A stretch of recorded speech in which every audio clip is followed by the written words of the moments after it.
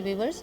तो आज मैं आपको क्लास 10 की कंप्यूटर साइंस की बुक में से पेज नंबर 20 यूनिट 1 के एंड पर कुछ एक्सरसाइजेज दी गई हैं प्रैक्टिकल की, तो उनकी प्रैक्टिकल वर्क मैं आपको करके दिखाऊंगी स्क्रीन पे। इसके लिए सबसे पहले आपने डेवलप C++ IDE ओपन करना है, text editor, and here you will have to open a new file, new source file that will be called untitled file, and for this purpose you have to write the commands simply। बहुत सारे programmes मैं पिछले आपको बता चुकी हूँ कि include की स्टेटमेंट आपने यूज़ करनी है first to start your C++ language program, और stdio, this is the keyword to initiate your program, .h and enter.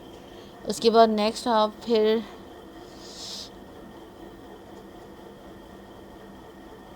आप इसको कोई भी नेम दे सकते हैं, आप इंक्लूड हैश इंक्लूड, यानी आपको एक एक्सरसाइज में कुछ साइंटिक्स दिए गए हैं, कुछ स्टेटमेंट्स दी गई हैं और कहा गया है कि इसको आप प्रैक्टिकल करके देखिए कि इसकी क्या आउटपुट आपके पास स्क्रीन पे आ जाती है।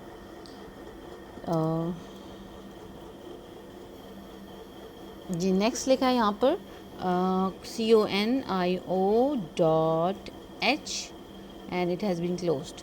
अब यहाँ पर मैं आपको थोड़ा सा इसके एलेबरेट करते चलूँ। इंक्लूड्स stdio.h जो है ये स्टैंड करता है स्टैंडर्ड इनपुट आउटपुट फंक्शन, ठीक है। ये आपकी हेडर फाइल है, यानी ये आपके प्रोग्राम को इनिशिएट कर रही है, यानी स्टैंडर्ड जो आपका बेसिक करंट वर्जन चल रहा होता है C++ लैंग्वेज का, उसके अंदर आप ये फॉर्मेट यूज़ करते हैं हेडर फाइल स्टार्ट करने के लिए। और इंक्लूड conio है कंसोल इनपुट आउटपुट फाइल। अच्छा जी, console input output file conio जो है ना, ये आपके पास एक पुरानी हेडर फाइल का फॉर्मेट यूज़ होता था पुराने MS-DOS के वर्जन में कंपाइलेशन के लिए और हेडर फाइल्स को स्टार्ट करने के लिए, और ये आपके पास एक लाइब्रेरी फंक्शन में आता है। इसका काम भी बिल्कुल स्टैंडर्ड इनपुट आउटपुट फंक्शन की तरह ही है कि आपकी हेडर फाइल को इनिशिएट कर रहा है।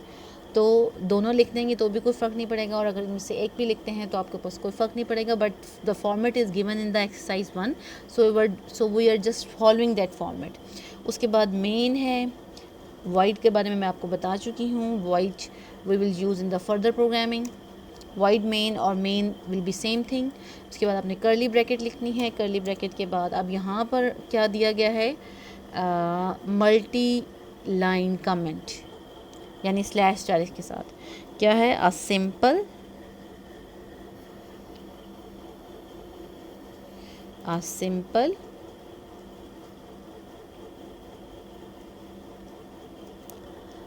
C लैंग्वेज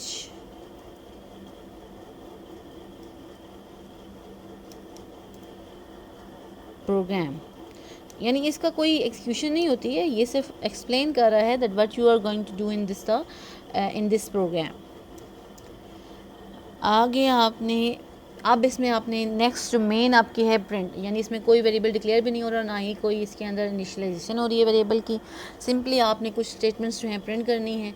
तो ये एक्टिविटी है यही कि आप ये कमांड्स, ये स्टेटमेंट्स जो हैं ये लिखें और इससे देखें कि क्या आउटपुट जो है स्क्रीन पे आपको शो होती है। तो प्रिंट एफ, और फिर है आपके पास inverted commas, obviously you must have to put the inverted commas, और प्रिंट क्या करना है, वेलकम टू C लैंग्वेज।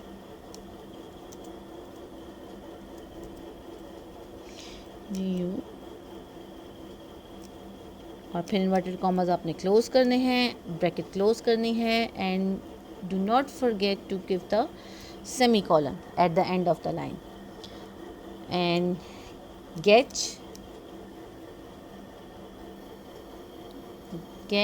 के बाद है आपके पास फिर उसके बाद सेमीकोलन।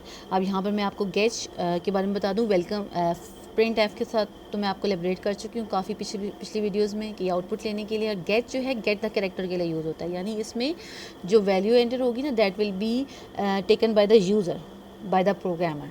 अब हम इसको रन करेंगे, और रन करने से पहले मज़ीद एडिशन करूँगी। गेट से आपके पास एक तो आपको कैरेक्टर मिलेगा, मतलब आपने ख़ुद से इनपुट देनी है इसके अंदर, वेलकम टू C लैंग्वेज। और जब आप इसको रन करेंगे तो जब तक आप कीबोर्ड की एंटर नहीं करेंगे, the compilation window will not disappeared। जैसे कि यहाँ पर देखिए कंपाइलर मैंने रन किया। First of all it is saying that you should save the program. हम इस प्रोग्राम को सेव कर लेते हैं एक्सरसाइज 1 के नाम से।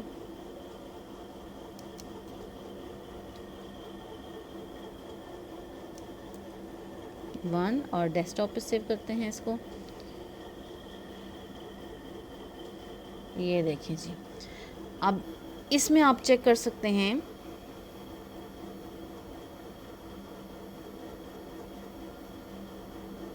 Welcome to C language.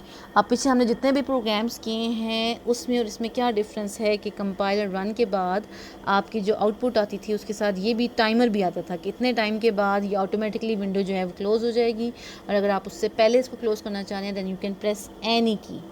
अब यहाँ पर भी आपके पास कोई टाइमर नहीं है, आप इसको सिंपली क्रॉस बटन से क्लोज़ कर सकते हैं या आप कोई भी की प्रेस करेंगे तो क्लोज़ हो जाएगा, otherwise it will not close until the user press a key by himself. मतलब इस पर कोई टाइमर नहीं है। तो ये है आपके पास गेस्ट फंक्शन, इस स्टेटमेंट का जो है ये फंक्शन है आपके पास। ये फंक्शन हमने ऐड किए ना मज़ीद इस प्रोग्राम के अंदर, ये आपके पास फॉर्मेट दिया गया था एक्सरसाइज 1 के अंदर। तो you have seen the difference in the program in which we have used the get statement and the program which was simply written in the previous videos। अभी हम बढ़ते हैं एक्सरसाइज नंबर 2 की तरफ। अच्छा जी, नेक्स्ट आपका जो एक्सरसाइज है इसी पेज पर एक्सरसाइज नंबर 2 है, पेज नंबर 20, यूनिट 1 क्लास 10 की कंप्यूटर साइंस की बुक, जिसमें आपने एक प्रोग्राम लिखना है and you have to declare the variables and those variables are the initial letter of his name, initial letter of his gender, his age, his height. इसलिए मैंने आपको जो है लास्ट में एक एग्जांपल करवाई थी जिनके अंदर हमने कुछ वेरिएबल्स जो हैं डिक्लेयर किए हैं। तो अब हम दोबारा से इसी प्रोग्राम के अंदर मज़ीद एडिशन कर लेते हैं। यही एक्सरसाइज 1 के अंदर हम इसको जब सेव करेंगे तो न्यू नेम से सेव कर लेंगे। इसमें अभी हम एडिशन स्टार्ट करते हैं। तो सेम आपके पास यही फॉर्मेट होगा मेन। अब यहाँ पर हम कमेंट्स वाली लाइन को भी रिमूव कर देते हैं, that it is not required in last exercise we have written that line. क्यों? क्योंकि आपके पास फॉर्मेट में दी गई थी। तो यहाँ पर इनिशियल लेटर है, इनिशियल लेटर जो है उसको हम किस से रिप्रेजेंट करते हैं? कैरेक्टर स्ट्रिंग से, CHAR कैरेक्टर। और इसकी डेटा टाइप क्या थी? First letter of the name, तो first underscore letter underscore name. और यहाँ पर आपके पास एक्सरसाइज में क्या लिखा है कि आपने डिक्लेयर भी करने हैं और साथ इनिशियलाइज़ भी करने हैं। इनिशियलाइज़ करने के लिए इज इक्वल टू करके you will have to give the value and that value is character. तो आपको मस्ट जो है आपके पास स्पेशल कैरेक्टर होना चाहिए, यानी आपने इन्वर्टेड कॉमा लगा के ए लिख दिया, फर्स्ट लेटर नेम लिख दिया, फिर उसके बाद सेमी कॉलन, एंटर। दूसरा वेरिएबल अब क्या डिक्लेयर करवाना है आपने? Initial letter of his gender, वो भी आपके पास कैरेक्टर में आएगा। First letter gender underscore letter underscore gender. और अगेन फिर आपने इसको अल्फ़ाबेटिक में यानी कांस्टेंट में डिफ़ाइन करना है, तो हम इसको मेल कर लेते हैं एंड सेमी कॉलन। अब मज़ीद मैं आपको इसलिए एक्सप्लेन नहीं कर रही हूँ कि हमने क्यों यूज़ किया, क्योंकि अभी इससे पिछली जो वीडियोस हैं जो करीब लास्ट वीडियोस पोस्ट की गई हैं उनके अंदर थोरोली हर लाइन हर स्टेटमेंट के बारे में क्लियर डिफ़ाइन किया गया है। तो आप इसको सीक्वेंस में इन सारी वीडियोस को देखें ताकि आप प्रोग्रामिंग्स के साथ फेमिलियर हो सकें। आपने ईजी टू डिफ़िकल्ट की तरफ जाना है। तो अगर आप बीच में से कोई भी ऐसी वीडियोस उठा के मतलब निकाल के देख लेंगे तो you will not be able to understand the basic, जब तक आप बैकग्राउंड में जो स्टार्टिंग वीडियोस हैं उनको वॉच नहीं करेंगे तो। अच्छा, नेक्स्ट आपने क्या करना है? Print as. एज इंटीजर में हम करना चाह रहे हैं, करेंगे। एज इंटीजर में ही होती है। कभी आपने सुना 22.5, 23.5, इट्स रिटन एज 23, 24। अब इसको भी हम इज़ इक्वल टू करके 24 कर देते हैं। सेमी कॉलन लाजमी लगाना है। और हाइट को भी हम फ्लोट में कर लेते हैं, चलें। FLOAT float is height. Float के बाद variable name HEIGHT height is equal to 5.7 और सेमी कॉलन। अब आपने देना है प्रिंट की कमांड। प्रिंट में आप याद रखिएगा वो सारे वेरिएबल्स लिखते हैं जो आपने यहाँ पर ऊपर डिक्लेयर किए हैं। कौन कौन से थे, चले मैं यहाँ से इसको कॉपी पेस्ट करती जाती हूँ। It will save our time, control V, comma, उसके बाद अगला है कंट्रोल C, V, कॉमा, उसके बाद आगे है इंट एज, कंट्रोल C से आगे यहाँ पर कर्सर लेके जाके मैंने इसको कर दिया पेस्ट कंट्रोल V से, फिर कॉमा, लास्ट आपके वेरिएबल क्या है, फ्लोट हाइट,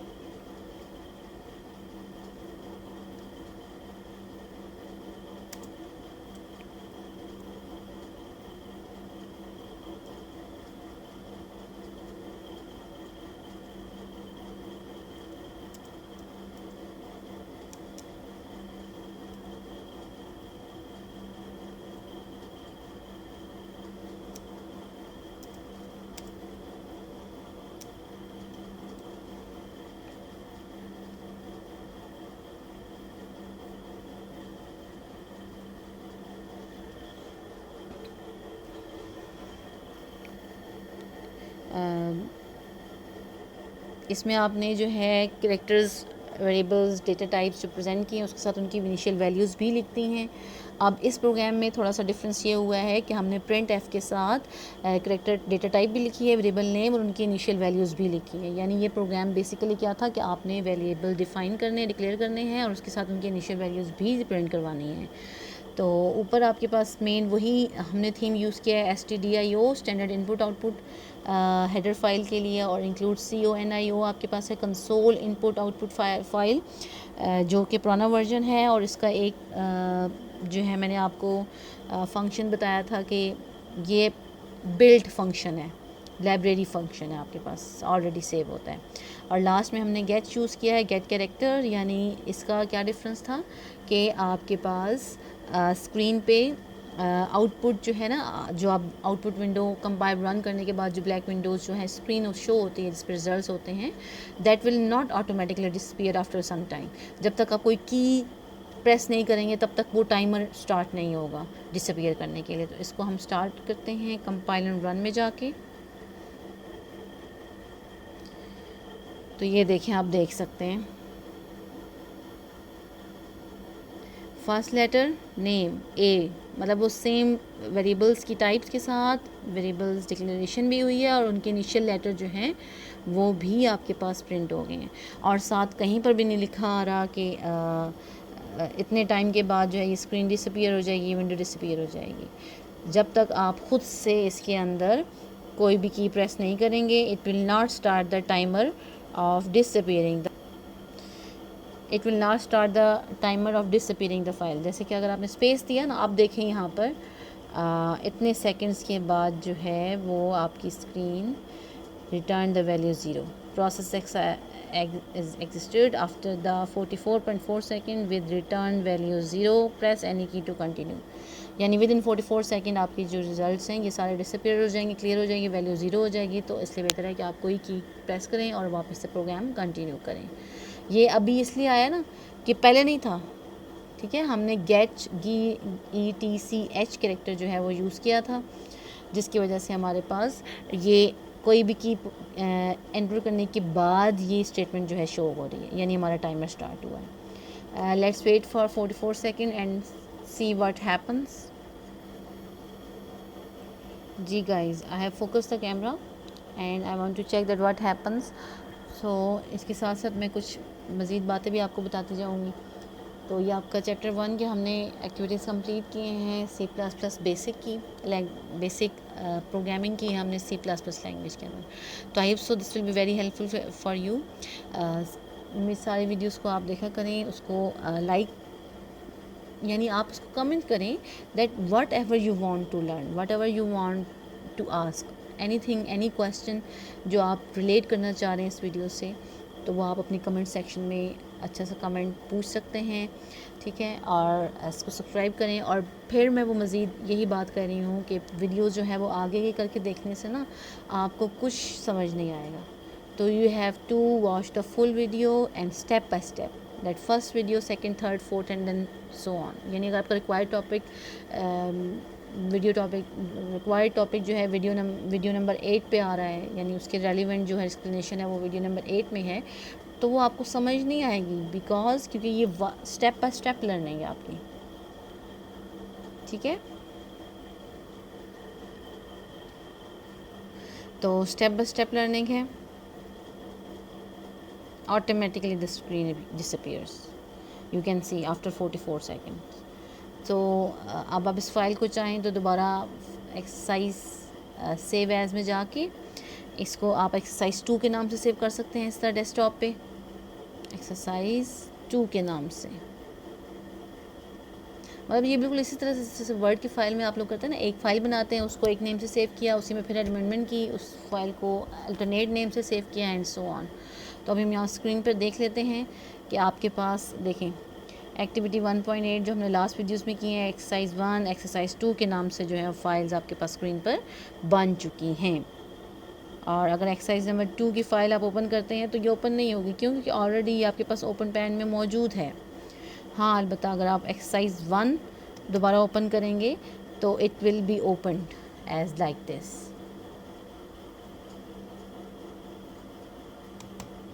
वन।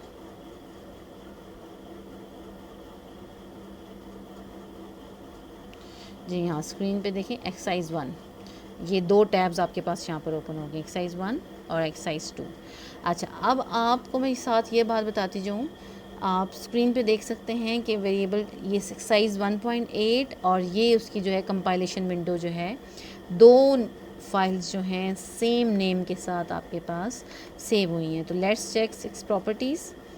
एक जो है आपके पास C++ की यानी IDE की फ़ाइल है जी, एक जो है ना उसकी सोर्स फाइल है और दूसरी जो है उसकी जो है कंपाइलेशन फ़ाइल है। यानी इस तरह की आपके पास टेक्स्ट विंडो में आ जाती है ना फ़ाइल, ये दिस वन लाइक दिस, ठीक है। इस तरह की आउटपुट में ये आउटपुट फ़ाइल होती है और ये कंपाइलेशन फ़ाइल होती है, यानी जिसमें आप ये IDE की फ़ाइल है जिसके अंदर आप टेक्स्ट का राइटअप करते हैं, ठीक है। देखिए अनटाइटल 1 की हमने फ़ाइल जो सेव की थी उसका आपके पास कंपाइलेशन रिज़ल्ट फ़ाइल भी मौजूद है।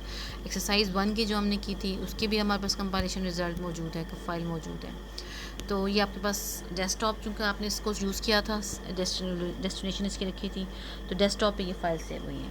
तो please keep watching my videos and subscribe my YouTube channel. Next video में हम मिलेंगे एक नए टॉपिक के साथ। थैंक यू, अल्लाह हाफ़िज़।